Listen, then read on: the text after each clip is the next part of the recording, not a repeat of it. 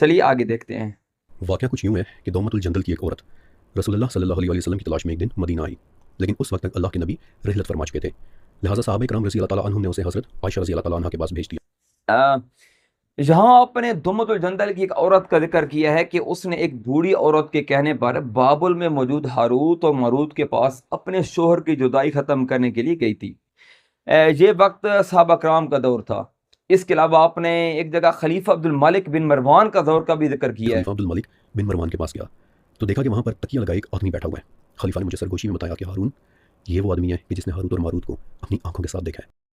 ایک واقعہ شیئر کیا ہے کہ جس میں ایک شخص نے ہاروت اور ماروت سے ملاقات کی تھی۔ تو بھائی سوری ٹو سے آئی تھنک یہ تمام باتیں اور روایات ضعیف ہیں، کیونکہ اگر سورہ بقرہ کی آیت نمبر 102 کے سیاق اور سباق کو دیکھیں تو محسوس ہوتا ہے کہ ہاروت اور ماروت مخصوص بنی اسرائیل کی آزمائش کے لیے اترے تھے، اور یہ دو واقعات امت محمدیہ میں پیش آئے ہیں۔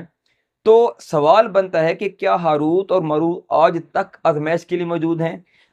دیکھیے بھائی، آپ کی ریسرچ بہت اچھی ہوتی ہے، کوئی شک نہیں، آپ کی بہت محنت ہے، میں آپ کی قدر کرتا ہوں، اور میں نے آپ سے بہت کچھ سیکھا ہے، آنیسٹلی میں بتا رہا ہوں آپ کو، اور یقین جانیے آپ ہی کی ریسرچ دیکھ کر میں کسی بھی چیز کی گہرائی میں جانا پسند کرتا ہوں، مطلب میرے اندر ریسرچ کرنے کا جو شوق پیدا ہوا ہے۔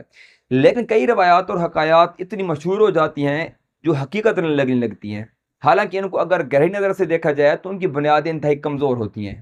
خیر آگے چلتے ہیں۔